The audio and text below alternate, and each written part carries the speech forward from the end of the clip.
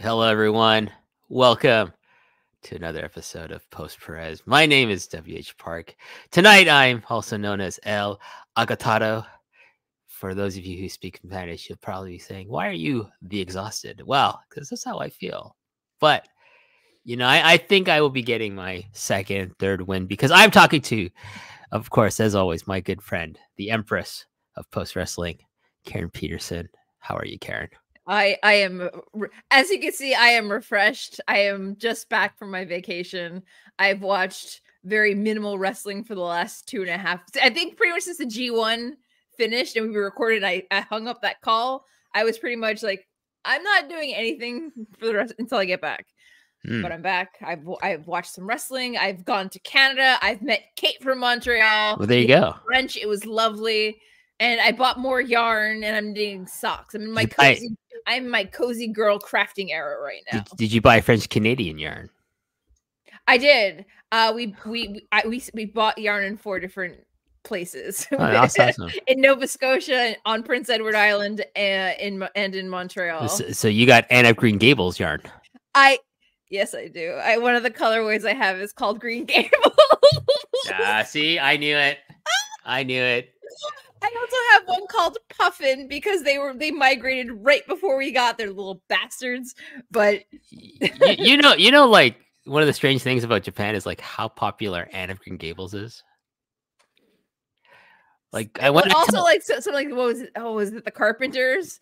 There was a lot of Carpenters being played when I was in high school. Really? I don't know about the Carpenters, but I remember once people find out like I'm Canadian, they go, "Oh, do you like Anne of Green Gables?" And I'm like, "Why the fuck is everyone asking me about fucking Anne of Green Gables?" I'm like, I'm like, sure, it's fine. I used to watch the cartoon when I was younger. Sure, it's fine. I've never read the books. I never read the books written by one L.M. Montgomery, but I don't disapprove of the books. But people would ask me, "Oh, like Anne?" I'm like, "Anne who? Anne of Green Gables from Prince Edward Island. Have you ever been to Prince Edward Island? Have you ever been to Prince Edward Island? No, but I want to go because the cartoon, the one I'm referencing from from I think the late 70s but yeah, I got to watch it in the 80s. Like was so popular over in Japan. It's really interesting. It's one of those things because it's a very well-known international children's book. So I think because of that, when it finally makes like things like that, when it makes its way to Japan, it's like kids here learning about Totoro. So it's like, oh, you're going to Japan. Have you seen Totoro? Yes. I frolicked in a forest. We took a nap in the sunshine. It was great. Now they're just gonna ask you, do you know like fucking Pikachu now? Oh, it's all about Pokemon. All these kids. I've got asked if I've been to Super Mario World yet. I'm like, bro, no, I haven't. I want to go, but I've been to Ghibli. Does that count? I've been to Ghibli Land. I haven't been there yet. Disney Sea, not Disneyland. I've been to Disney Sea. It's fantastic. Ghibli Land. That was fun. I haven't been to the Ghibli Museum. Is that the same thing? Or it's basically the same thing. Yeah, they have like a theme park now. But I also haven't. I haven't been to Hello Kitty Land. Sanrio Land. That one. Sanrio Puro Land. I haven't been there. I would like to go actually, even though I'm in my 50s. I would like to fucking go. Bring me back something. But yes, but you met you did meet Kate from Montreal in real life. Yes, I met Kate from Montreal in Montreal. We had brunch. It was lovely. That's nice. Kate, what's she like? What's she like in real life? She's exactly as she is on the post. She is lovely, very soft-spoken, very passionate, fantastic person to talk with. Awesome. 25 out of 10. I'd highly recommend it to a friend or neighbor, especially one that I liked. What, meeting Kate from Montreal? Yes. Well, maybe I'll have the pleasure one day. If I don't know next time I'm going to Montreal, but maybe one day Kate from Montreal will deign to come visit us here in Toronto. Maybe be blessed to hear Davey Portman. Happy birthday to you, Davey! Belated birthday to Davey Portman from Poison Rana. He serenaded us with the Alfred quote about a certain type of wine in the backyard of John Pollock last month. Oh, at the secret backyard VIP BB. That's right. The VVIP gathering of post people. Some not VVIPs, but I won't say who it was because they're probably listening to this show. But they'll now be like, "Oh fuck, he's talking about me." No, I'm just joking. I'm just joking, Jack. Well, shit. Sorry.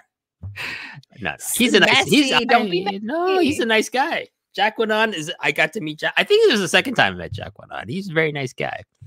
I know. I met him at the fucking Poison Rana All In from Wembley viewing party a couple of Sundays ago, which was awesome at Wide Open. Had an awesome time. Davey and Braden know how to put on a fucking party. Let me tell you, always a pleasure to go one of the things that they organize and host. But yeah. So you met Kate from Montreal, who is of course co-host of Collision Course, which reviews AEW Collision. So we're gonna review Capital Collision. So maybe this is post Collision, post Pro Collision Course. I'm Park No Evil, and this is the Karen from Orlando, Empress from Orlando. That's a new ways like, oh, I can clip that and put on the social media. John Cena's like, fuck, that's my gimmick, WH, don't fucking steal it. John, just chill the fuck out. You can keep your fucking See No Evil nickname, all right? So anyways, we're going to talk about Capital Collision. We have thoughts about that show. We're also going to run down some recent happenings, results, some kind of talk about some upcoming tournaments and things of that nature. But yeah, we're going to try to run through this and keep it nice and tight on this show. And so not to meander too much. So I won't bring up, has your mom been watching my content recently? I'm sure she has. I'm a big fan of. She's a big fan of mine. Right? Mom's a big fan of Post Pro Res. That's right. Mrs. Where's my camera there? There you go. Mrs. Peterson. Oh yeah. I taught her about the Korean love hearts. Oh, there you go. There you go. All right. So September 2024 edition of Post Press. We're gonna review. Karen and I both watched Capital Collision 2024, emanating from, let me get my notes here, emanating from Washington, D.C., which is where it always takes place, from the what is the venue? The Entertainment and Sports Arena. Yep. From Washington, D.C. They say, Karen, they list attendance. I don't know if this is a work or not. 2,266 people. That didn't look like it. When you could even see the fucking crowd on this show, on this broadcast. I thought, what is it, like 500 people? Because also they didn't sound like there was 2,000 people in here. No. You know what I mean? Like sometimes it felt like it wasn't 2,266. It was 2.66 people. It was, the venue is very, very dark, and that's been a consistent problem with New Japan Strong shows, is that some of these venues, they're lit like they were recording back in LA during the pandemic. They're very, very, very dark. You can't see the audience. There's very what's it, frugal production value. Mm-hmm. And it's kind of, it makes it kind of difficult to watch. I found myself being very distracted by it. Not because it was like there wasn't flashing lights every 5 seconds or anything like that, but it was just, I was not very invested in this card. I don't think anyone was. That includes the wrestlers. Well, it's frustrating because there were some potentially really good matchups on this card, and I don't feel like very many of them panned out for me. And I don't know if it's just because I'm still recovering from the G1 or I'm still have vacation brain, but this show didn't vibe with me today. So this is the third installment of Capital Collision, and you've watched all three installments. Yeah. How would you say this compares to like the previous two? It just felt like, and I hate to put it this way, it felt more like a New Japan Strong TV taping as opposed to one of the very few big US shows that we have every year. It feels that, I mean, it has Tanahashi on it, yes, it has Naito on it and Hiromu, but it just felt like it was just lacking chutzpah. It had no oomph, no volume to it. It was just like, It just felt like a Road 2 show, some throwaway in between everything else that's going on.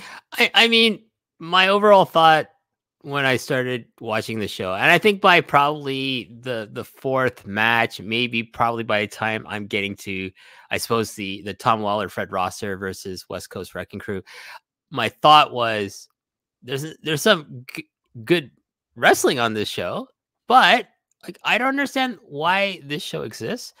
Also, like watching it by this point, I'm just like this venue, the way it's lit, the way it's mic'd, it sounds terrible. Like, and it looks terrible. And I just thought to myself, New Japan looks really low rent doing this. Like they just come across as being desperate to try to break into the US market. But this didn't come across like if you're watching New Japan in Japan, if you're watching it emanating from, Sumo Hall, even Korakuen Hall, which is about the same amount of people that, maybe a little bit less than what they list as the attendance for this show. Yeah. But it sounds way better. Yeah. Or, like Edion Arena in Osaka Joe Hall, Fukuoka, Hiroshima. Those places make New Japan look like a big deal when they run in Japan. But when they run the US, I feel they remind me of like a latter years Art Ring of Honor show, which is not a compliment. The other hard thing is for me is that it feels like they're trying to do touring again, which is great, but the problem is that I've seen Ring of Honor, like near end of Ring of Honor prior to AEW acquisition Ring of Honor. I've seen it in small venues in Florida, and it had better lighting. It had better production value. Like every show, even if it was just like a midway taping for something else, it felt like a big deal. Like the last time when I went to Toronto like years ago for a Ring of Honor show that had New Japan talent on it, it also felt like a big deal. But it just doesn't feel like a big deal anymore. It just feels like they're just, I hate to say it, but it feels like they're doing the bare minimum and trying to rely on the name notoriety of New Japan instead of actually, packing up the whole crew, shipping everybody over on a plane and making it feel like a big deal when they first tried to establish 5 years ago. You know what I'm saying? Like I don't know if it's because they don't have that TV deal with anymore, and they lost that foothold, but it just feels. I feel like I'm at an NXT house show and not a good one, and that's not a good feeling to have.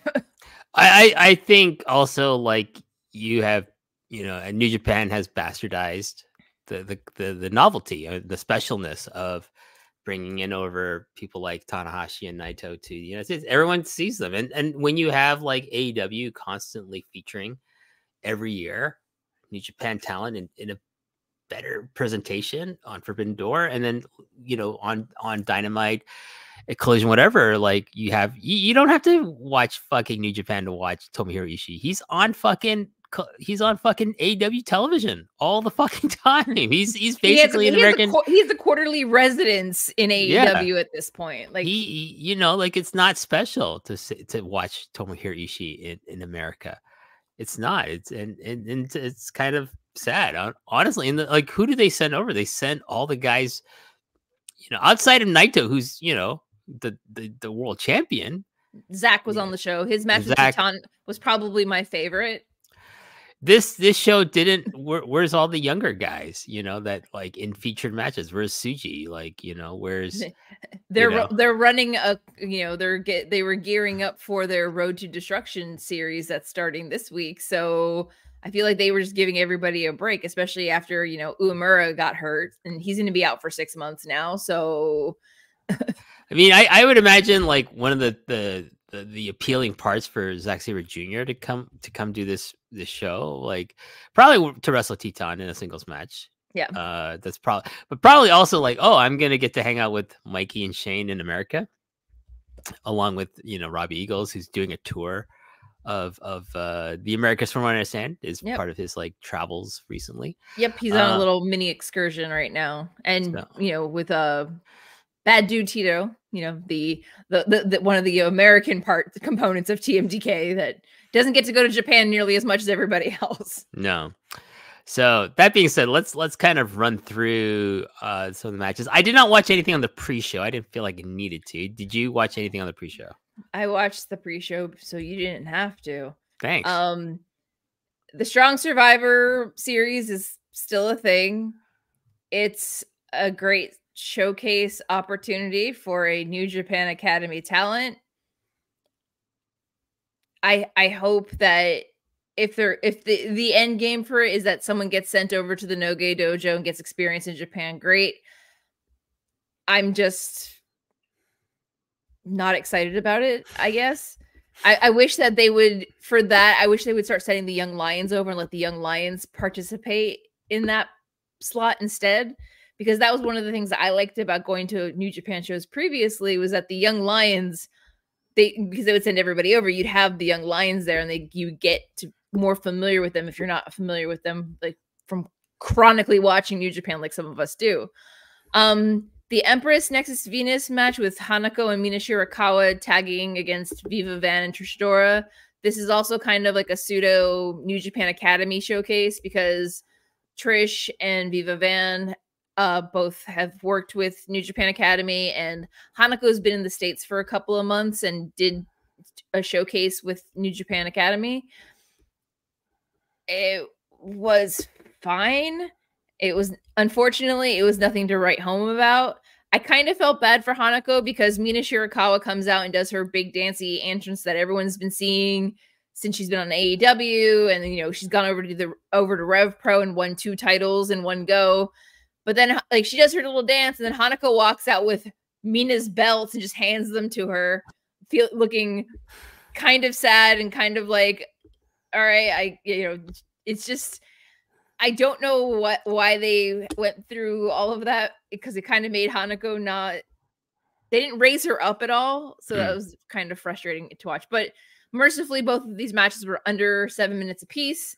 But if that was what you were watching to consider buying in and buying the pay-per-view, it probably would not sell it for you. No, I don't see why. And as a Shirakawa fan, that's like a hard pill to swallow, but it's just, it was not a very good match.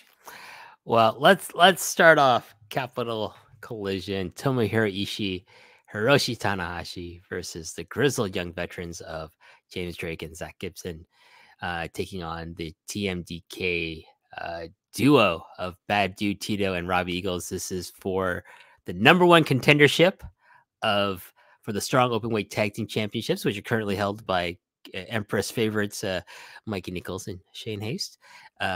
And this is okay. I thought Robbie looked great as usual. Working with like the heavyweights, especially in this match. And GYV worked really well. It's kind of interesting to see they're kind of more American WWE, because there's still a lot of traces of like NXT in their tag work, even though like they established a lot of this back in the Brit Res scene. They need to shake off the NXT that's lingering on them, because when I used to be pre-post days, I used to be really into the Brit Res scene. I really enjoyed watching them wrestle. I'm glad that they may have finally found a place that they can get a foothold to start, doing more outside of WWE. But I just hope this isn't the last time that we see them, because I feel like as a tag team, they could be something that would make World Tag League feel fresh. Well, hopefully this is like their throw gateway, that out there. Their gateway in there. They're going to probably doing a lot of more. I don't know if they've signed with AEW. They appeared at All In and Wembley. Yeah. But I don't know. I don't know if they've signed fully. But and then we had Ishii and Tanahashi, and this made me sad, Karen. I hate to say it because I love Hiroshi Tanahashi. I know. You're preaching to the choir, my dear. He needs to retire. He looked fucking terrible in this match. He's not working. He can't work out, I think.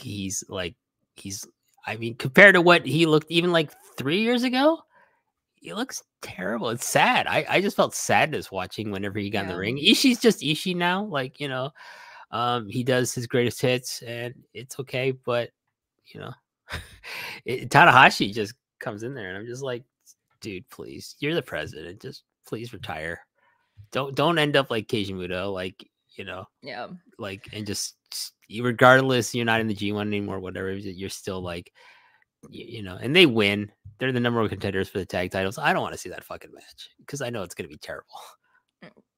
Yeah, it's as much as I would love to say that I want to see Tanahashi wrestle one more time before he retires, like see him live in person to wrestle. I would much rather see him healthy and walking around and doing the president thing. I'd rather have him have his health than kind of being bummed out watching his matches, because I've been one who's screamed her head off many times watching a Tanahashi match, and I can't do that anymore. I just wanted to like hold him by his beautiful hair and be like, it's okay, you don't have to do this anymore. I don't think his name now draws a single dime to any of these shows, so I don't see what the point would be. Here's the thing: I've seen Hiroshi Tanahashi at his peak live. Yeah. I've seen him win the G1. I've seen him win the world title from Kenny. I saw that. That's like, I don't know how much better it gets than that. But yeah, no. This is okay for what it was, for when like Robbie's in there. Bad Tito acquitted himself fairly well, and it's like TMDK versus GYV, fun little tag match. When Tanahashi's in there, I'm just like, he's going through the motions. His tights look like they're gonna fall off at any fucking moment, and that's sad. That's really sad. Yeah. But anyways, not that this next match is going to make me feel any better. Rocky Romero, Yoshihashi, and Kevin Knight to take on the Bullet Club War Dogs of David Finlay, Clark Connors, and Drilla Maloney. Yeah, why? I know it's to build like Finlay versus Yoshihashi in Japan. But at the same time, didn't really do that. I don't think so. I just think everyone here going through the motions, all of them. All it really did was set up a tag match, junior tag match for Kevin Knight and probably Kushida against the Connors and Maloney. Who cares? I didn't feel, any way about Finlay versus Yoshihashi, even though the chaos demon in me is like, Yoshihashi, after 15 years, he's bringing it home finally. No, he's not. I know he's not. I know he's not. You know why he's not? Because he's not accompanied to the ring by fucking Ghetto, the booker of this fucking company. All right, yeah, it was boring. I don't know. Again, I was like, why does this show exist? Why does this match exist? Next, something a bit better, because it was different and it was actually pretty violent, and I enjoyed that. The team of Tom Lawler, friend of the show, and Fred Rosser taking on Royce Isaacs and Jarrell Nelson, who a while ago, I think it's been a while now, that they turned on Tom. Yeah. This is probably New Japan Strong's longest running storyline, is Rosser versus now formerly Team Filthy. But yeah. And like they really played, like I watched with English commentary, so we have Walker Stewart and Veda Scott, who did fine job trying to fill in all the storylines for someone like me. They talked about Tom Lawler and Fred Rosser being rivals for the longest time, until West Coast Wrecking Crew just turned on Tom, and now they're united. And I enjoyed this match. I didn't at 11 minutes and 38 seconds. I thought it didn't overstay its welcome.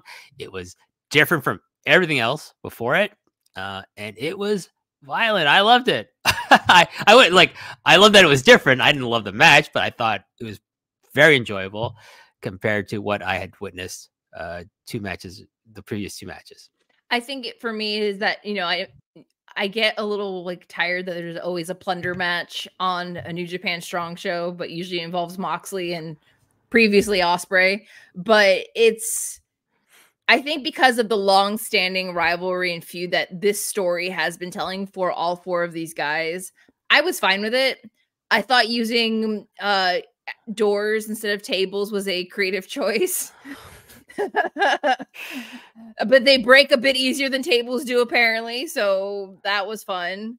But yeah, it didn't overstay its welcome, thankfully. And I did like that they fought their way into the arenas instead of fighting their way mid-match around the arena. I've been told that doors are cheaper and easier to find probably than tables, and so all you have to do is kind of scour like abandoned lots or something, and junkyards and stuff, and you can find some doors that you need to use for like in lieu of a table, which actually costs money. You have to buy them new for the most part, and then you can destroy them. So doors they're free. There's no metal in them, so they just, and they're not like, you're not pulling out oak doors, you're pulling out particle board doors, so they just break away real nice and clean.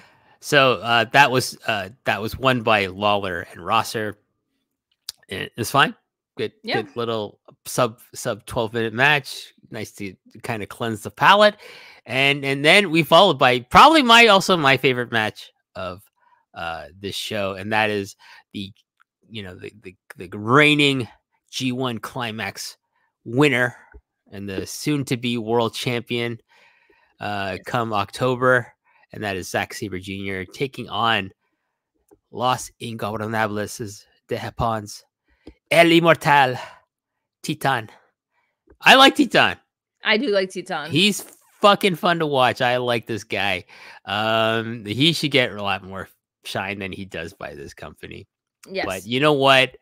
He got a singles match with Zack, future world champion, and he held his own during the match too. It's great. Yeah, he busted out the Llave, which is like the Lucha Libre version of, like, I don't know, the Lancashire style, as some commentators will call it, the British, the heavy Billy Robinson inspired technical wrestling, chain wrestling. But he also mixed in a lot of his high flying. I love the contrast. You could tell like Zack Sabre Jr. really enjoyed having this match. He was all for it because, like, oh, I get to wrestle someone probably I watch on tour. I don't really have any opportunity to wrestle this guy in a singles match. Probably. Yeah. I would imagine they have encountered each other numerous times in multi-man tag matches, but singles is different. So, and they got 15 minutes almost, and they just went out there and had a blast. And I love this match. If there's anything you want to watch, I think you can almost, outside of one other match, you could probably skip everything else on this show except I would urge you, if you want to watch really good wrestling between people from different types of wrestling cultures, Zack Sabre Jr. versus Titan, and Zack won in 14 minutes 53 seconds in an excellent match. One of my highlights though was like the fan who's obviously a huge Zack Sabre Jr. fan. Yeah. Before the match, we got a glimpse of her. A young woman who's wearing, actually, I think she's wearing old school Zack Sabre Jr.'s t-shirt before he was even in New Japan. And then he came over, he grabbed her towel, he wiped his sweat off of it and gave it back to her. And she looked so happy. We love a good towel wipe. Not gonna lie. So she's probably never gonna watch that thing. But hey, you do you. I mean, as somebody who is in possession of a Tanahashi sweat towel, I understand. You do you, Empress. You do you. All right. Next up. Oh my God, I hated this fucking match. Tetsuya Naito versus TJP. Why, Karen? Why? Why is he wrestling this guy? I could be talking about either one of them, right? If we were talking about prime Tetsuya Naito against TJP, it could have been a fantastic match. I feel like TJ did a lot of the heavy lifting in this match to kind of carry Naito to what seems to be a sub 5 out of 10 rating on Cage match. I I wanted so badly to like this match, and I just didn't. It's almost the same length as the one before it, but it felt like 3 times longer. Correct. I did like the flash pin attempt series near the very end. That was fine, but it took. I felt like, I know that usually the matches that have Naito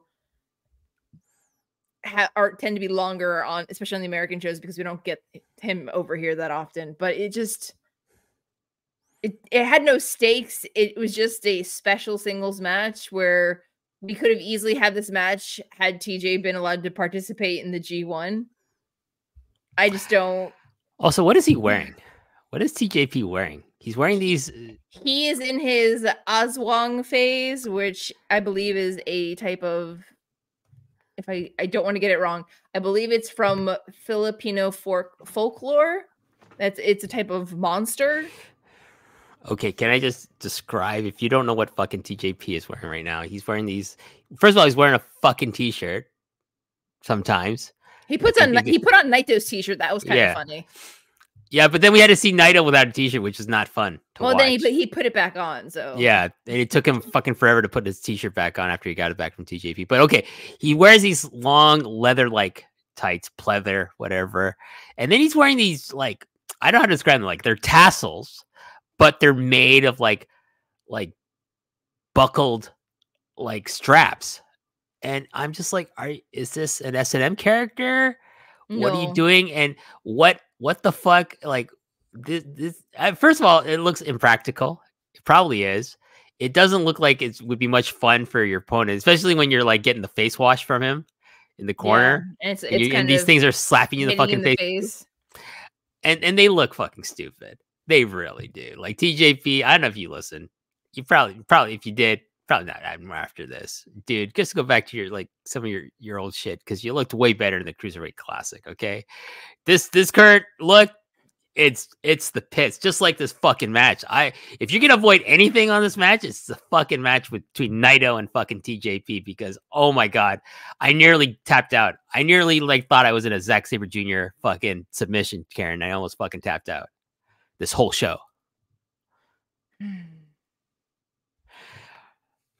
Nothing to say. I mean, I've said it all. It just bums me out. Like, I really want to be positive about the show and New Japan in general, but right now I feel like they've lost the plot on. They focus on certain people here and there, but by and large, I feel like the way that this card is put together, they don't really have plans for anyone, or they're trying to make it fit into the in Japan canon by just, like, kind of like throwing these multi-man matches, like, onto this US card, as opposed to making it a standalone on its own show like they did in the past.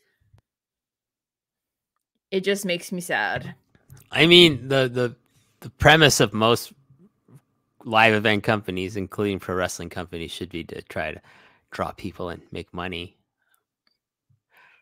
But I'm not finding any of the stories compelling. I mean, Zack versus Titan didn't need a story, but it was a compelling match. Next, strong open weight tag team championship match. TMDK, Mikey Nichols, Shane Hayes took on the CMLL tag team of Hechicero, who I fucking love. I love this guy. He's so cool. He's such a great wrestler. For a big dude, he moves so well. And taking on and Hechicero teaming with CML legend Virus. I would try to say virus, but you should try maybe properly. It's pronounced virus in Spanish, even though I'm not Spanish. I don't know. Am I being appropriating language pronunciation? I don't know. You are trying your best, and that's what's important. But you know, it was fun. You know, I think for TMDK, it was really fun for them to wrestle guys they would probably never wrestle. Correct. In any other context, excited like strong for their tag titles here. And yeah, it was 14 minutes and it was fun. Didn't need to be anything more than that. And you know, TMDK won, and then they were confronted by the number one contenders, Tanahashi and Ishii, and Tanahashi had to try to cut a promo in English, and that's never a good thing, you know. For most talents who don't speak English pretty fluently, to do a pro wrestling promo in America in broken English. And you know, they did play up the whole "I'm the president. What I say goes." It's like I hate that kind of thing when it's like an evil authority figure. I think it's even worse with a goofy babyface. And I hate saying that about Tanahashi, but he's a goofy babyface authority figure, and that's even worse. I never thought we'd be saying that in 2024, that Tanahashi is a goofy babyface. Listen to that promo. I was like cringing the entire time, and I hate. He tried his best. I will give him his gold star for trying his best. Okay, and two gentlemen who tried their best, but I just was not into the next match at all. Hiromu Takahashi taking on Mustafa Ali. Yeah. Okay, so the stipulation was, had Hiromu lost this match, he would have probably had to say that Mustafa Ali is the best junior heavyweight wrestler in the world, which is okay. Who came up with that idea? Whose genius idea was that? Because it's terrible. But there's nothing wrong with this match, Karen, for me, except I just didn't care about it. I wanted to like this match. On paper, this should have been the knock your socks off, you must watch this match. But I felt like, I don't know if it was, you know, the mood lighting or, you know, the lack of stakes, because Ali had recently lost his X Division championship. So there was like nothing at stake other than, we're going to find out who's the best junior heavyweight. But it just, I hate to say it, I felt nothing. And for someone who loves Super Juniors and loves watching Hiromu and Ali both wrestle, I wanted to love this match so much, but it just... Hiromu shouldn't be a junior anymore. No, and Mustafa Ali does not look like a junior anymore. No, I feel like once Hiromu, he's gonna beat Hinari for that never open weight, and he needs to stay open weight after that. Like the juniors don't need him anymore. They need to figure out who they are without him and start making plans. He's just running the risk of like devaluing and making himself irrelevant if he stays in the same spot he's in, which is like, let's be honest, in 2024 in New Japan, being the top junior in the company doesn't mean nothing. It doesn't mean anything. You're not a draw. You're probably still selling, you know, fucking Darryls, but who cares? Like, he's selling a lot of Darryls. You know, they need to start selling that really jacked Gerald Jr. that they've got with the little lucha mask. Don't they sell it already?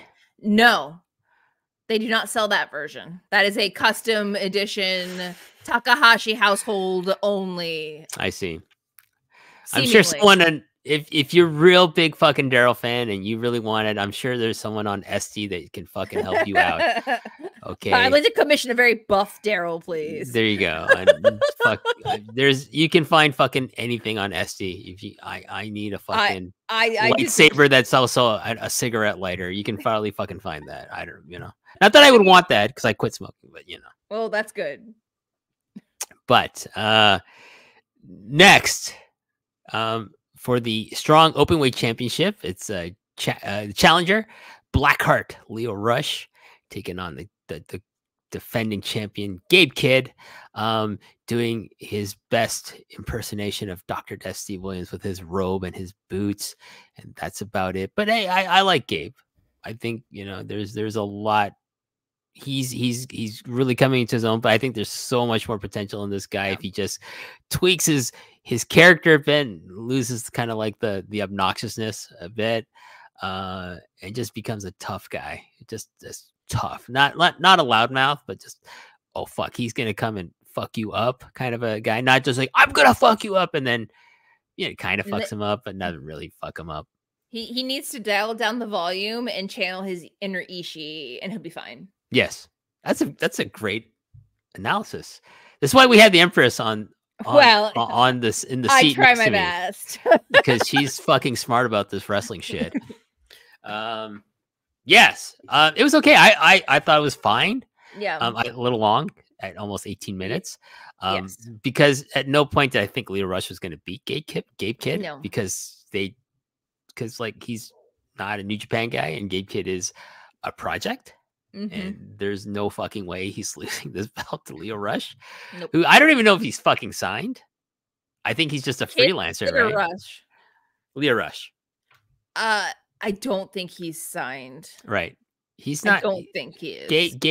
Gabe, not fucking losing to fucking freelancer guy that just does spot shows for and works for fucking MLW and whoever else like on as well. No, it's not happening. So I mean, I do think Leo Rush really put in a good performance. Yeah. But no, at no point did I think, hey, you know what? He had a fun entrance. I like the entrance. That was fun. But yeah, Gabe dominated the most of the match. He gave him a lot, which is great. But you know, Gabe won with his like, what would you call that? The single crab kind of package pile driver that he does. I like that. It looked like it was kind of like trying to do like a fisherman's buster, but he kind of like flips the person up. I don't know. It's like a pile driver, but he hooks the leg with a leg lock in there somehow. Like a single leg Boston crab, but like into a pile driver. You have to see it. It's a good move. I think it's a good move. I don't ever want to have it happen to me. Finally, our main event and my second favorite match on this show, which I'm sorry, not really a high bar to clear considering what we've just been talking about. Momo Watanabe from Hate and Stardom challenging defending champion Mercedes Moné for the Strong Women's Championship. And of course, she's also bringing out her AEW TBS Championship because she's very proud of that belt. I think maybe a little bit more proud than being the Strong Women's Champion. But she likes being a double champion. But I thought also the best built match for this show because mainly from like the promo package that they aired, also from like the little promos and packages that Momo shot for this. I don't think really too much from Mercedes, but I think they just thought, oh, it's Mercedes, that'll sell. And I think probably most of the tickets sold for this were based around her star power. Possibly, yeah. For that, I don't think that much was sold for like hardcore or not hardcore, like casual New Japan fans. I don't think anyone's traveling for this show. I think it's probably all within driving distance. There were I know a couple of people that did fly in for it. What were they thinking, Karen? Please tell them. WH Park wants to know what you're thinking. They just love the New Japan. Blindly loving something is just as detrimental as openly hating something, in my opinion. But their favorites were on the show. They made the journey. There you go. As long as they had fun outside of the show, yeah, then that's good too. My only beef about this match was that Momo was in the middle of the 5-star Grand Prix when this was happening. There were other wrestlers who were not picked for Stardom's 5-star Grand Prix that could have easily filled this slot. I'm fairly certain Mercedes wanted to wrestle Momo specifically, which is why she got the match. But at the same time, Stardom shouldn't be sacrificing the integrity of their tournament because Momo's always been one that hasn't won. She's never won the 5-star. She's never won the World of Stardom Championship. So she's always been a contender in the conversation for always going to the finals. Or would this be the year that she finally wins the big one, even though she's a heel?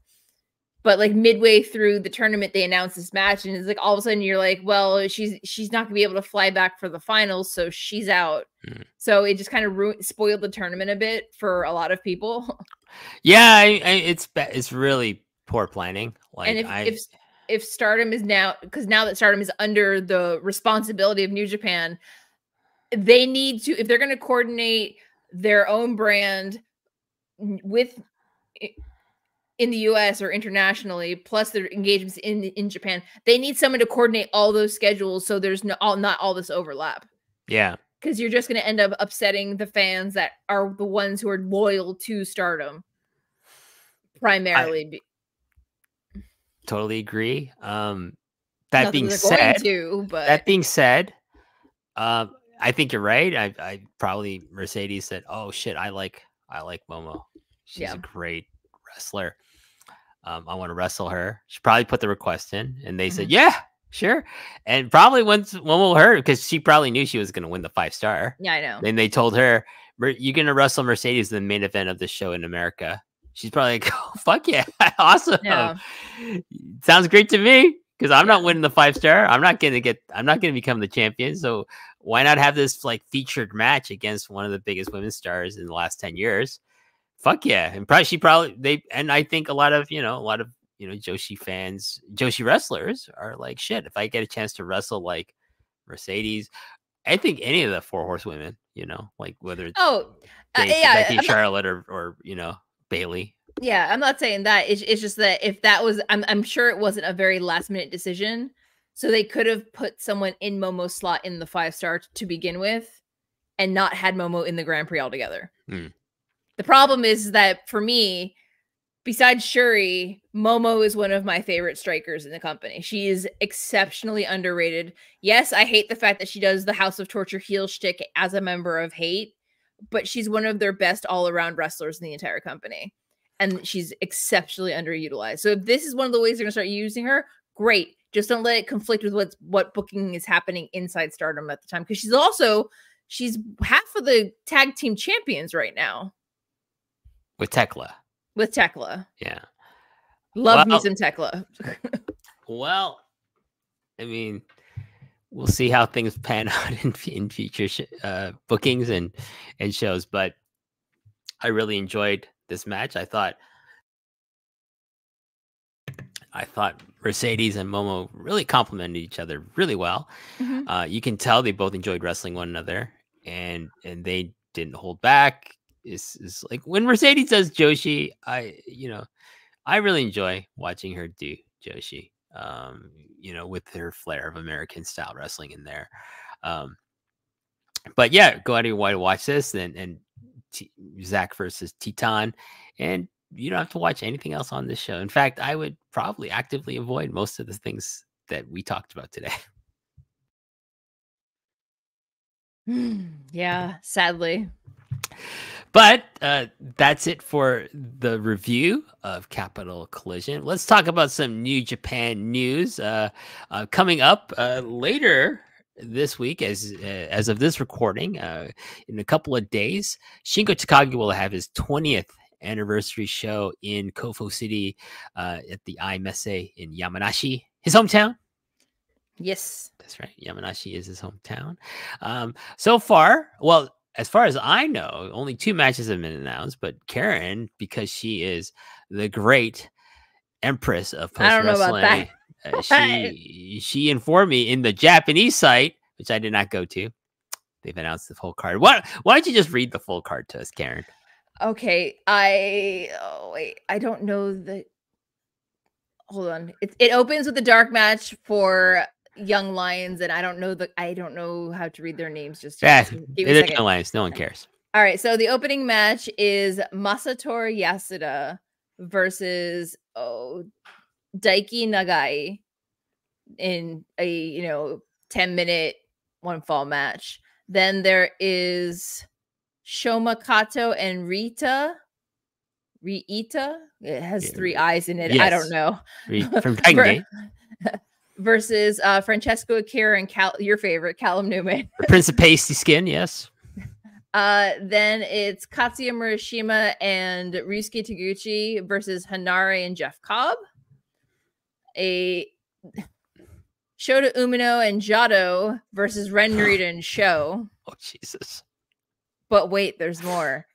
Tomoaki Honma and Tomohiro Ishii versus Jake Lee and Gabe Kidd. Taka Michinoku and Doki versus Taiji Ishimori and Gedo. This is a very long card, and it's on my birthday. I'm not waking up at 4 a.m. to watch it, but it's happening. Then we have an 8-man tag: Tiger Mask, Oleg Boltin, Yano Toru, and Hiroshi Tanahashi versus Evil, John Pollock's favorite wrestler, Yujiro Takahashi, Dick Togo, and Yoshinobu Kanemaru. We're almost there. We've got Zack Sabre Jr. and Kosei Fujita versus the Great Okan. Okan. And who's this guy? Who's this new guy? I don't know who you are. Hold on. It's a foreign guy. He's like the latest member of Jacob Austin Young. He's the latest member of the United Empire. No idea who that is. No fucking clue. A new face for the United Empire. And then in your main event, we're all really just, the only thing we really just care about is Takagi, Bushi, and Yamato versus Naito, Tsuji, and Hiromu. So for those of you who don't know, Yamato is a Dragon Gate guy. Yamato has been linked with Shingo many, many years. When Yamato became, got out of kind of the young boy system in Dragon Gate, he joined a faction called New Hazard. One of my favorite factions in the history of New Dragon Gate, of when I was watching Dragon Gate. Shingo, BB Hulk, Yamato, and some couple other guys, and great unit. But yeah, this is great. It's great that Shingo's going to be able to team with Yamato for this special match. Yeah, that's on. That should be on New Japan World on September 7th. This coming Saturday, as of this recording. Yeah, 5 o'clock Japanese time. So time yourselves accordingly. If I watch it, I'll probably just watch the main event, and I'll watch it on tape delay. So anything else? We got Destruction. Any news about Destruction itself, Karen? Besides self-destruction, give me 1 second. Just the 2 matches, right? Just the 2 title matches. Sorry, let me check. See, unfortunately, like the New Japan 1972.com has vanished, so I'm having to scour the Japanese site, and it takes me a little bit longer. So give me a second. All right, Destruction is. It's like they don't give a shit about their English content, Karen. All right, so Destruction in Kobe, they have not announced a full match card yet, but that is on the 28th, Saturday the 28th. That's my birthday. Woo! Oh wait, no, that is not the 28th. That is the press conference. Just kidding. It is the 29th. And there is a match card. Hold on. That's the day after my birthday. Woo! Woo! But they have only announced the 2 matches you care most about: the IWGP World Heavyweight Championship defense of Tetsuya Naito against the Great Okan, and potential match of the year setup. Not really. David Finlay defending his IWGP Global Heavyweight Championship against Io Shihashi. That is all they have published on the website. Wow. I am not in mood for Twitter, so if you're that curious if they post anything else, go to New Japan Global on Twitter and find it yourself. Well, I look forward to the review by you and Bruce Lord about this show, because I'm not going to review it. Not fucking my birthday weekend. There's no fucking way. Okay. I think that's it for New Japan. Let's move on to a product I actually still care about, Stardom. Karen, what's been happening in Stardom? There's some big news. Well, there was a little tournament called the 5-Star Grand Prix on the 31st of August, and probably the 2 biggest things coming out of that was that, one, Tam Nakano has regained the World of Stardom Championship, defeating Natsuko Tora, who did not participate in the Grand Prix. There is a lot of questions as to why, because Tam didn't really have the most monster run within this 5-star.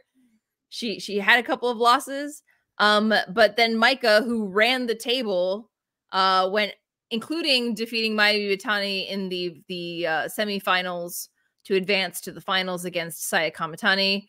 She defeated Kamitani and then just turned around and decided to challenge Tam for next weekend at Stardom's Namba Grand Fight 2024 in Namba, Osaka on the 14th. Have you ever been to Namba?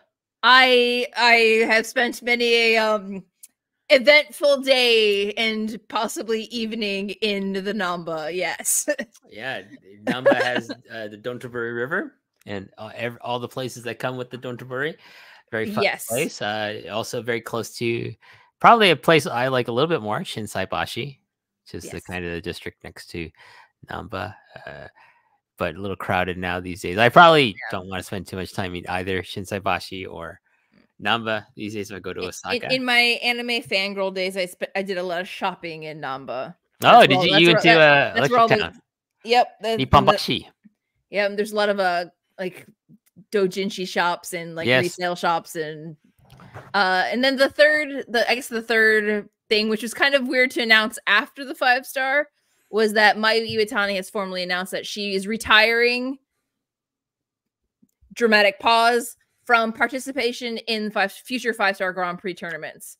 So she her focus is going to be staunchly on the IWGP Women's Championship moving forward, which means that she may or may not be leaving, but she's also planning on being champion at least for another year, according to the interviews that the notes that I've seen. I don't know. Contracts are up March 31st. We'll see if she signs again. There you go. There you go. So let's move on to a company that's also kind of Stardom adjacent, but not, because it's Rossi's new company, of course. Of course, we're talking about MARIGOLD.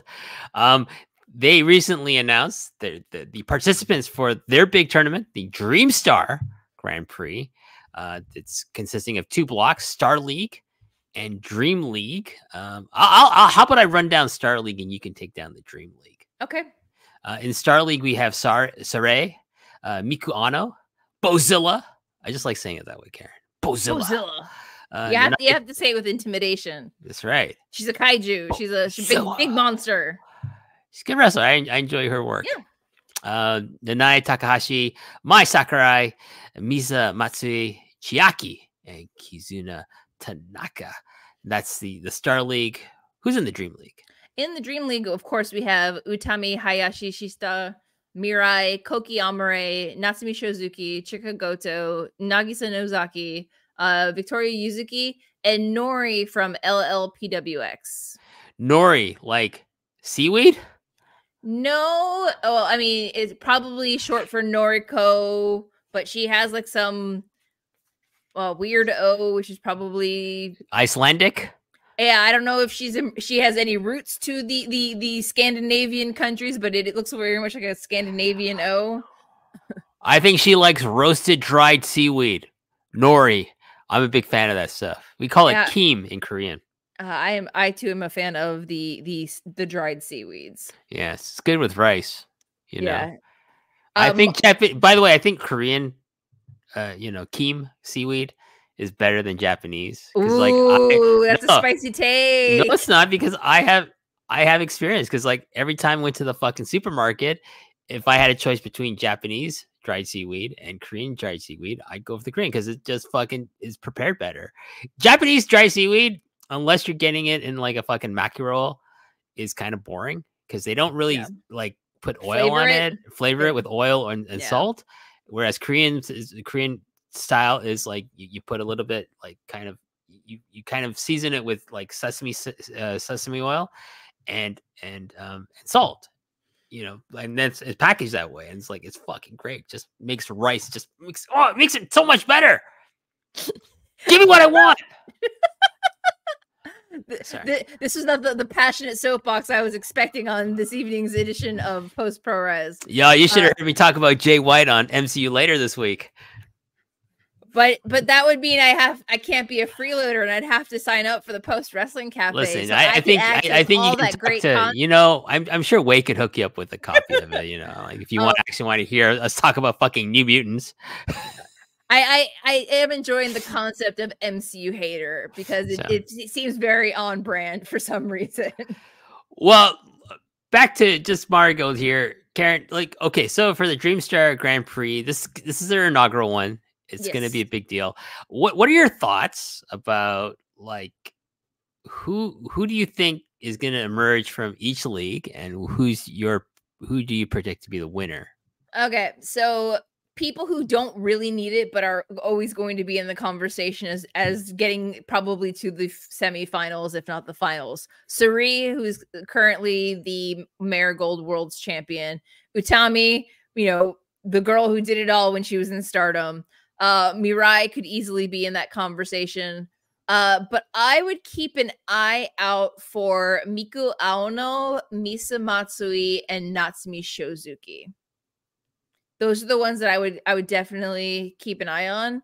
I don't know if they're going to be bold enough to go with someone as young as a Kizuna Tanaka or Victoria Yuzuki on their very first one. But it all depends on how ambitious Rossi is feeling to see which one he can make into a new star. I personally feel like it's the inaugural one that you need to establish the tournament winner with an established star. I'm gonna say, I think it'll be Utami. It should be to the finals against Bozilla, so that she gets the big rub, and they have a killer match, and Utami wins, and since she challenges, I assume a title match is part of the package of winning the Grand Prix, and then she challenges Saray for that world title. And because Julia's gone, she's the most natural candidate to become the Amargo Trueborn to win the title from an outsider in the evil. No, she's not evil. She's not evil.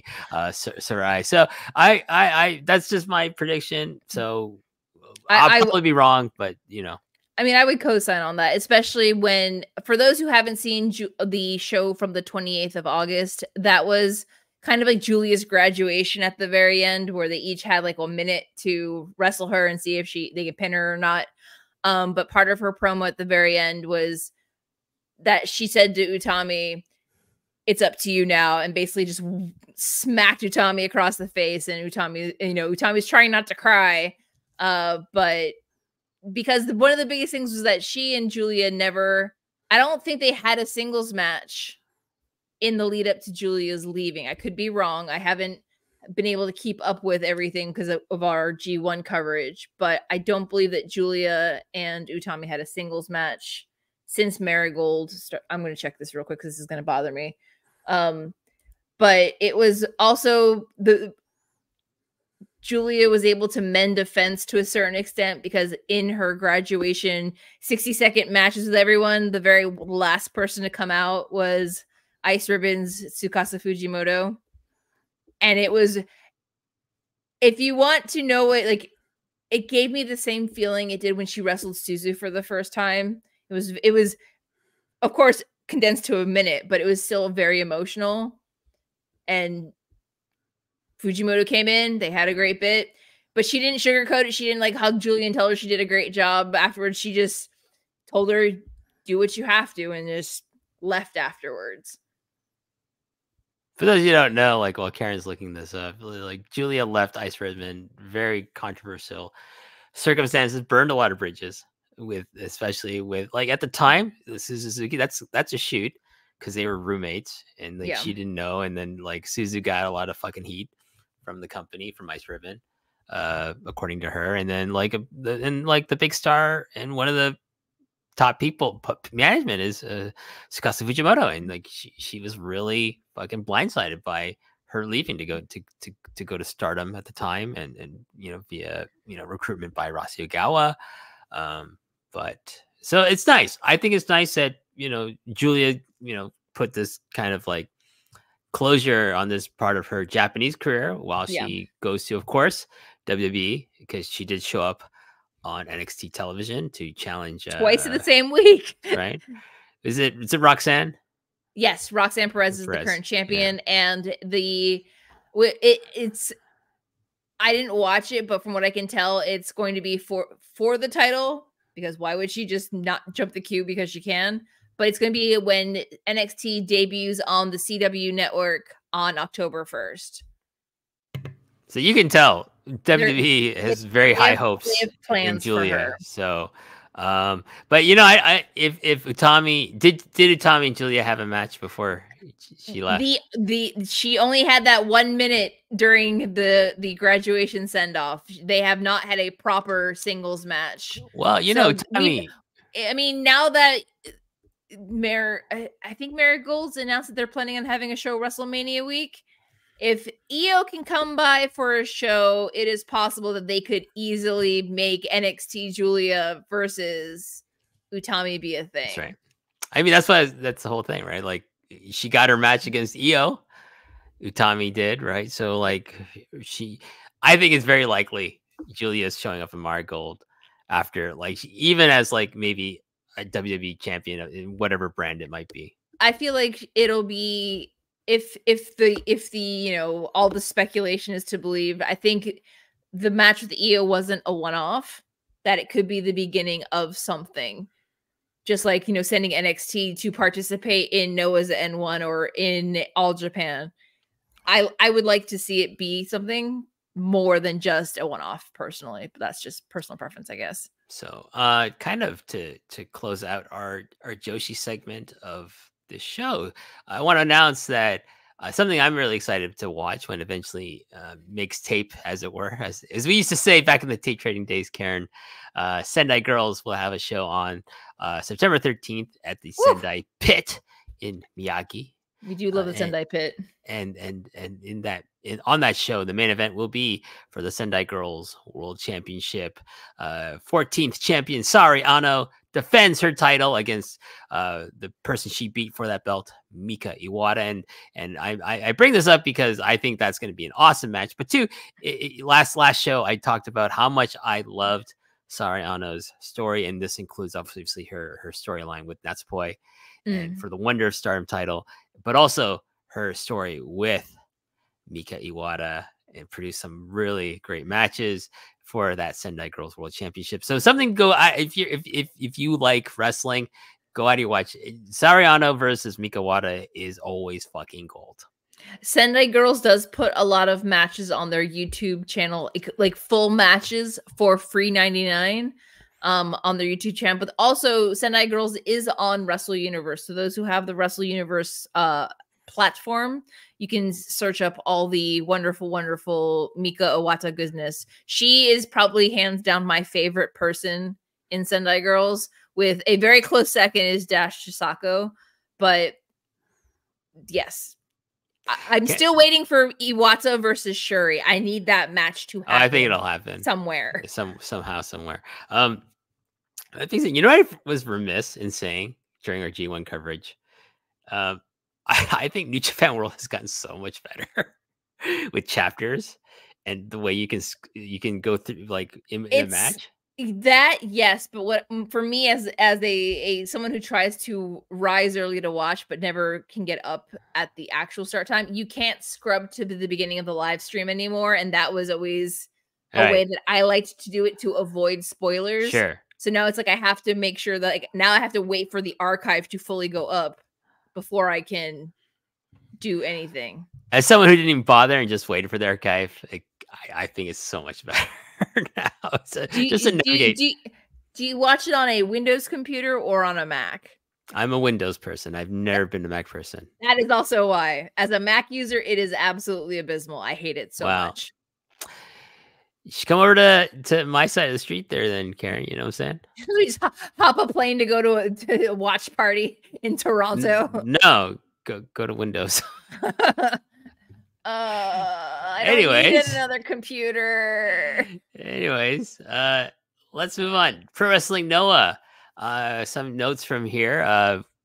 Top story, I think, is very low key.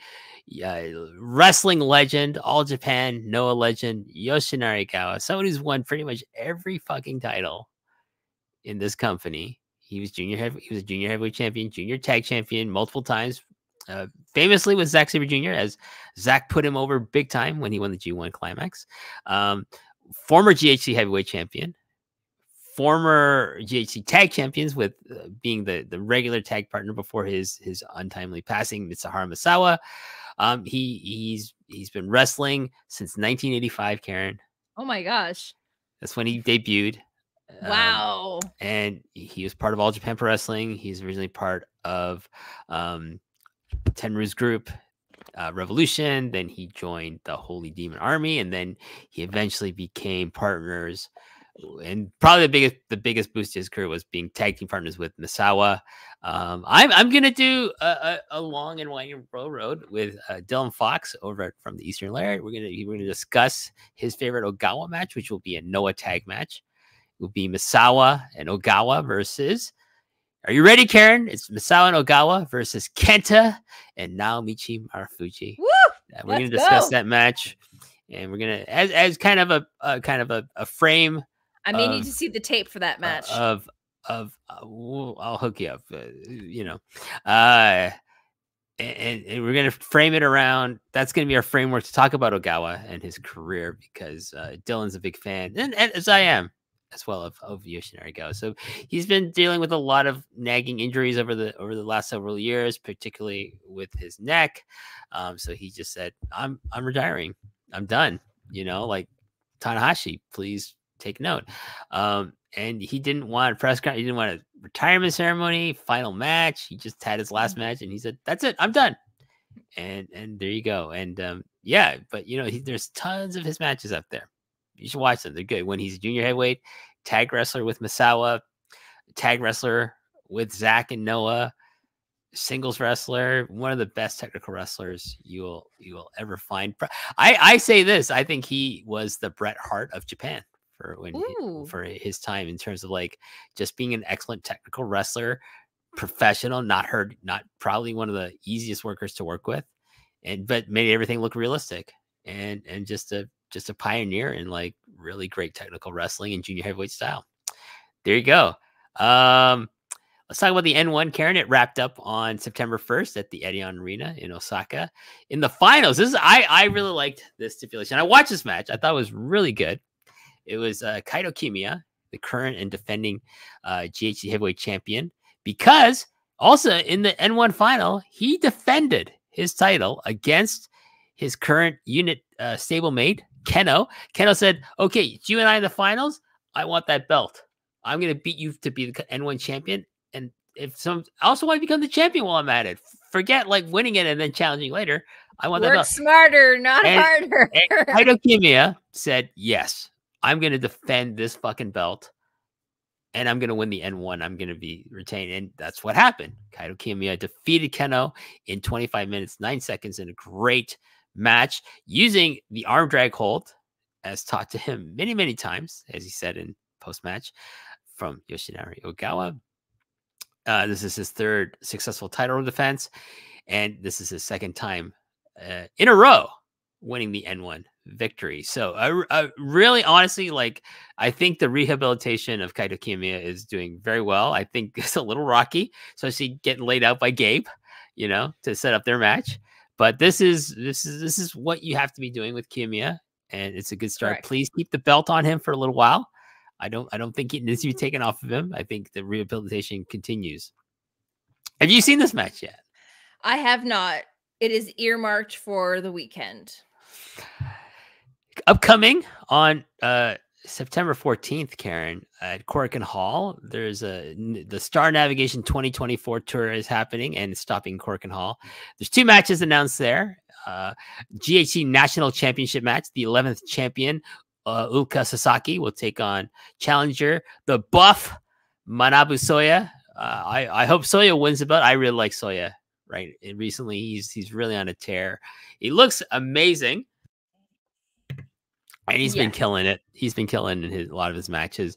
But also I think of maybe a little bit more interest is that Ryohei Oiwa from New Japan Pro Wrestling on excursion, not in Mexico, not in Germany, not in America, but in the Pro Wrestling Noah, is ending his excursion in Noah, and he'll be returning very soon back to New Japan Pro Wrestling.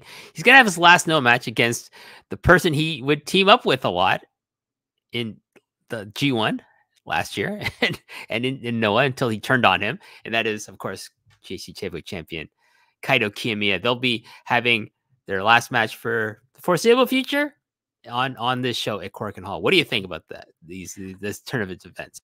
I think it's a good send-off. I'm wondering if they're recalling him back early because of Uemura's arm injury, which is going to keep him out for about 6 months, which was finally announced earlier this week on New Japan's website that they officially had a diagnosis for him and a projected return table that's probably going to be end of February 2025.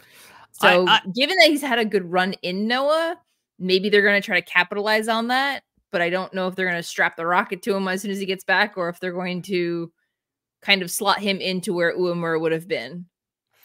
I'm thinking the latter. I personally don't think he's been being brought back too soon, but I think it's something they probably thought about. Like, oh, now it's probably the time anyways. Let's bring him back. We got Uemura's out. I don't know if they're going to strap the rocket to him, but what I do think is that he's going to surpass Shota Umino and Ren Narita. He's going to be pushed harder than either of those two because if you watch his stuff in Noah, he's been killing it. He's been fucking like, that was the best thing for him was to go to excursion over at the rival company, learn from some of the best wrestlers in Japan and the world working over there. And then now he's going to bring all that experience over to New Japan, and like he's been doing excursion in Japan, so a lot of New Japan fans have probably been watching him, like either live or on streaming somehow, and they're probably like, "Fuck yeah, we're excited for him to come back." He'll probably get new gear, new look, hopefully new haircut. I don't like his current haircut; it doesn't make too many favors, but get a cosmetic makeover, and I'm telling you, Karen, he's gonna challenge for that belt sometime in the next year, and I don't know when he's going to get the belt, but he's totally going to smoke fucking Shota Umino. Shota Umino is going to be eating his dust, booking wise. Same thing with Ren Narita. Ren Narita is fucked in this current gimmick he's in with the House of Torture. I know, but it's okay. I'm telling you, Karen, Ryohei Oiwa is our new fucking savior. He's our new guy. Tsuji, Uemura, and Oiwa are new true. Huh? Ooh, spicy. Are you gonna call them the true Three Musketeers? Well, I don't want to. I hate that label, but like if you're gonna do anything, it's so fuck. Nice shot, fucking Shota.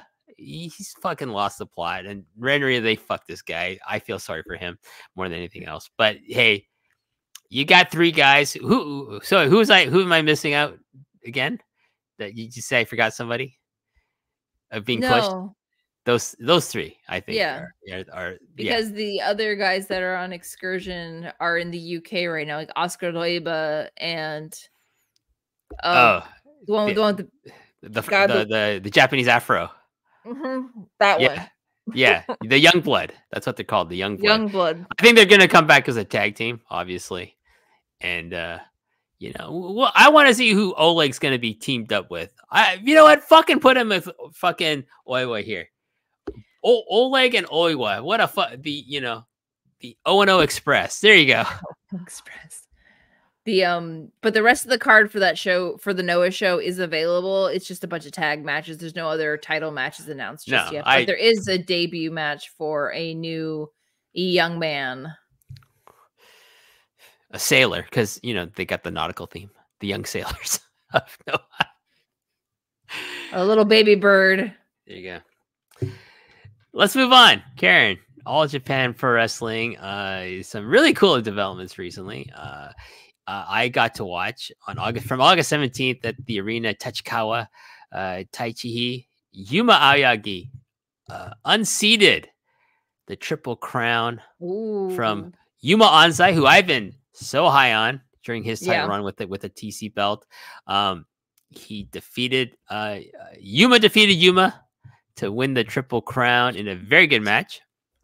And no worries about Anzai. He's fucking said he had 6 very good title defenses before losing to his senpai, to Senpai Yuma. We'll call him Senpai Yuma, to Kohai Yuma here. But he's gonna get that belt back. He's gonna have long reigns. He's gonna be okay. He's basically the next gen fucking Kento Miyahara for the next 10 years in this company, and I'm all here for it. And then I'm glad it's kind of an interesting continuity with the Triple Crown, Karen, because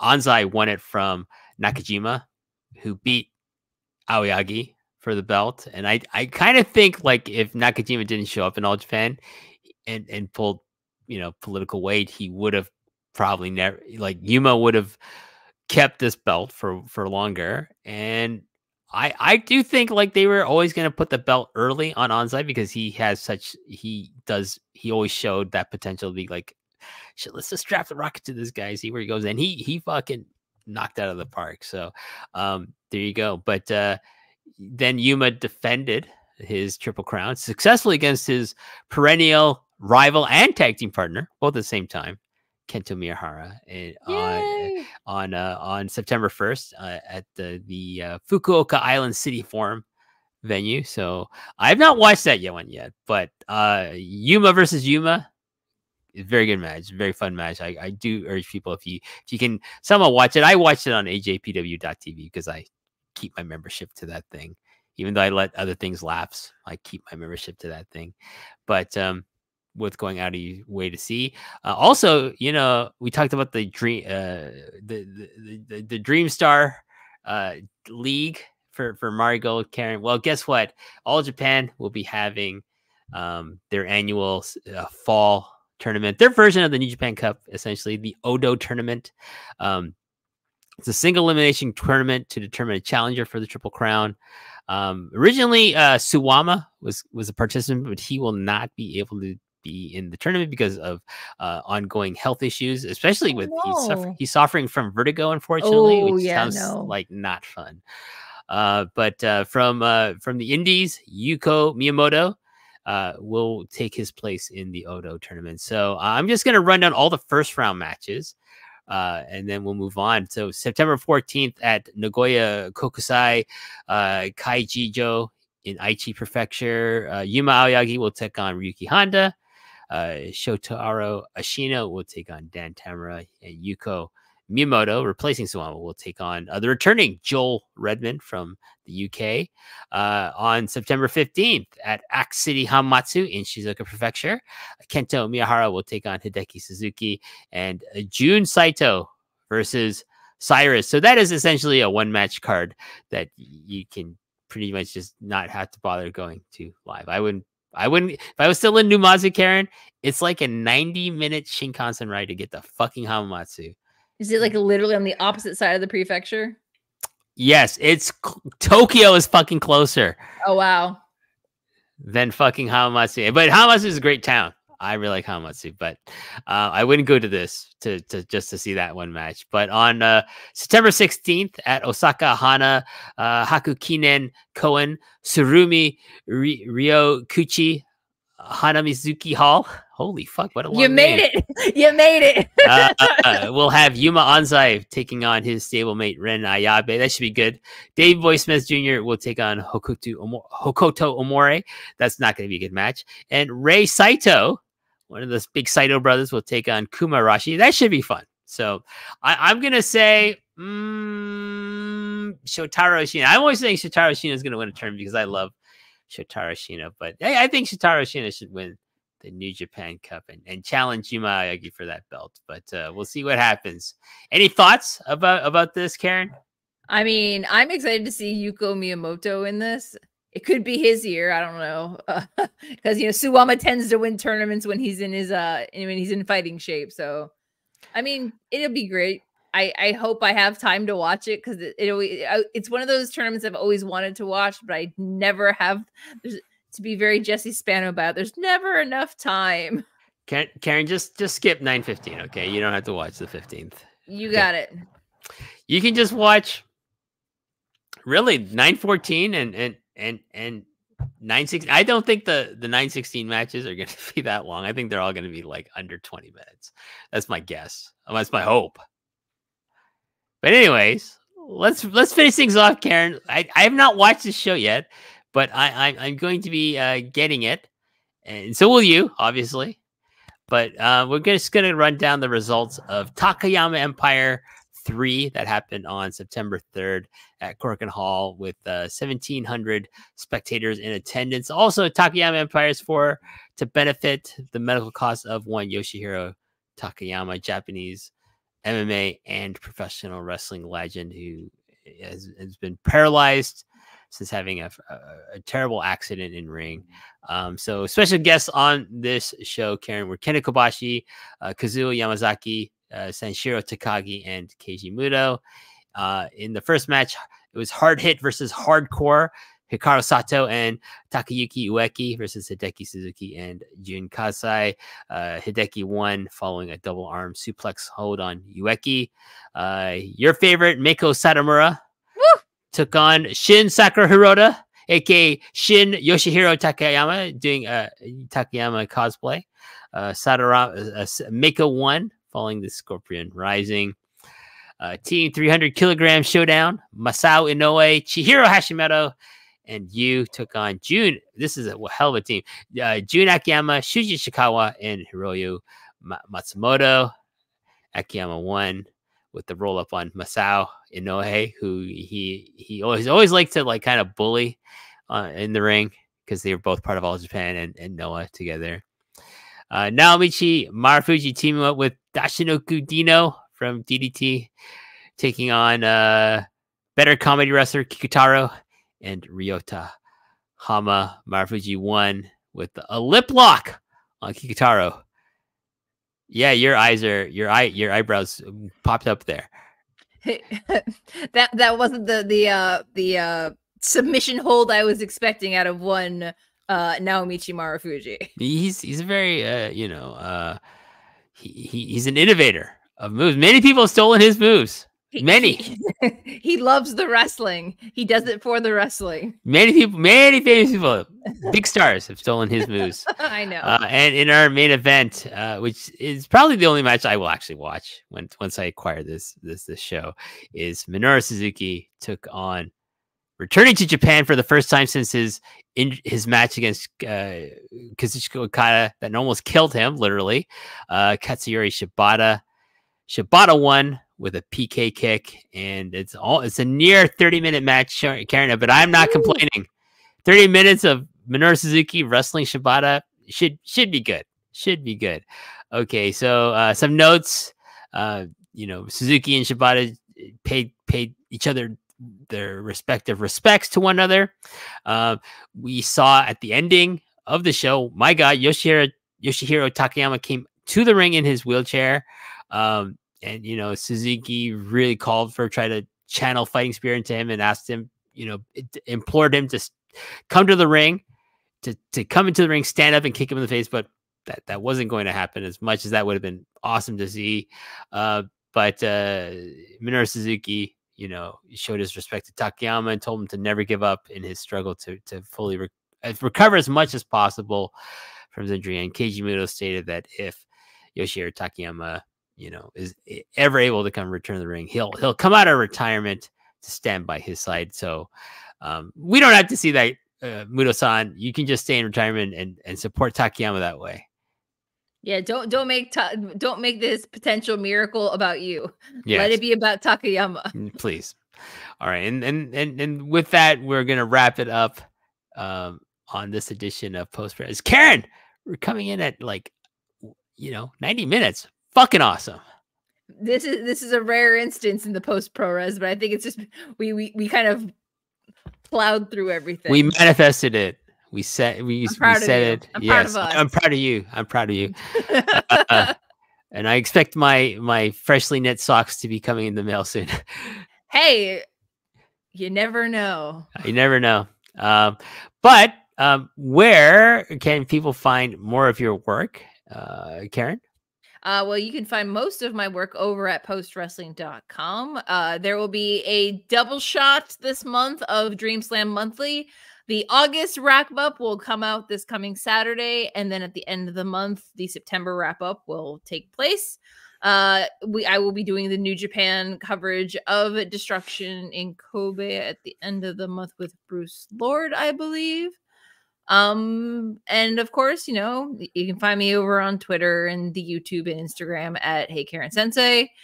And of course, if you want to support my endeavors, if you go to chopped-tees.com/Karen-Peterson, the Empress collection is still available.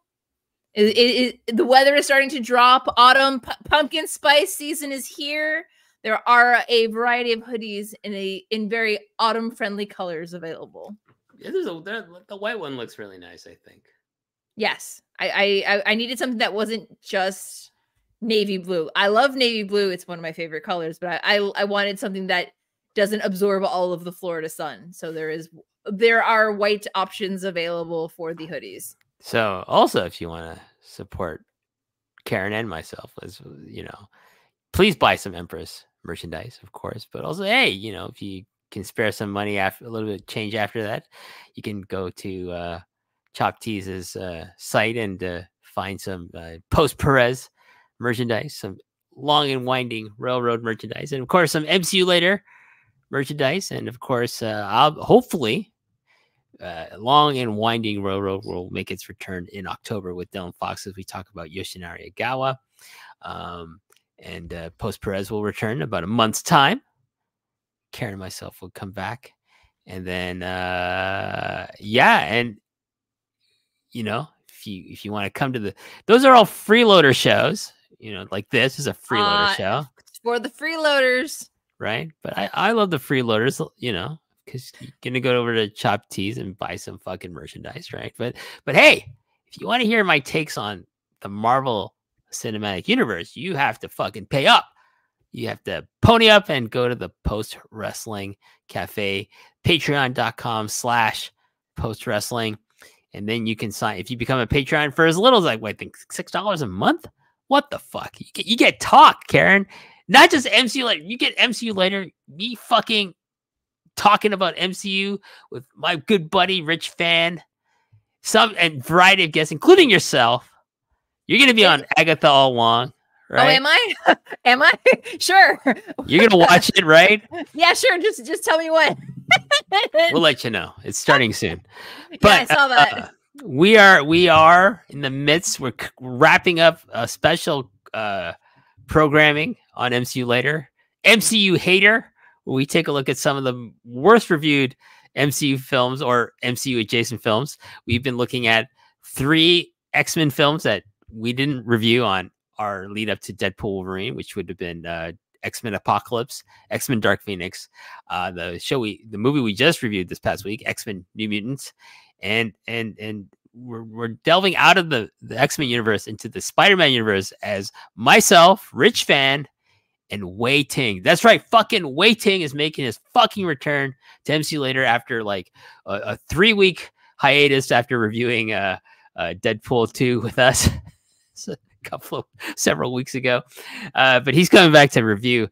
Good Lord, I don't know how I got talked into this. Madam Web, Jesus fuck, I'm gonna. I have heard the worst things about that. I'm sorry. Me too. But you know, if you miss out on that, it's always in the archives, folks. But come on, just pony up. Come on, next week, me, Rich, and Wei, we're gonna talk about fucking Madam Web. But guess what? You know what, Karen? MCU Hater isn't going to be done. At some point, me and Rich, we're going to watch all the Venom movies to lead up to the release of the new Venom movie. I fucking hate Venom as a character in general. So I'm not looking forward to that, but I am looking forward to that. But also, if you need someone to hate on those, I'm down. Yeah, you know what you can hate on with us, Karen? We're probably going to, at some point, review Morbius. And that has your favorite Time Lord, Matt Smith, and your favorite Targaryen. Demon Heart Targaryen. I can fix him. I swear. So maybe we'll get you. Maybe we're gonna pencil you in. I'll just tell Rich later. Karen's gonna be on the Morbius review whenever the fuck we do that. Sure, why not? You get to see Matt Smith dancing around. Morbin time. I do love a dancing Matt Smith. There you go. All right. So in the meantime, thanks everyone. Thanks all the freeloaders. I do appreciate you. I truly do. Not if you're listening to MCU later because you pay for that. But on this programming, Long One Railroad, I appreciate everyone who listens. Thank you. Hey, support us. Go to Chop Tees. Karen, myself, both have stores there.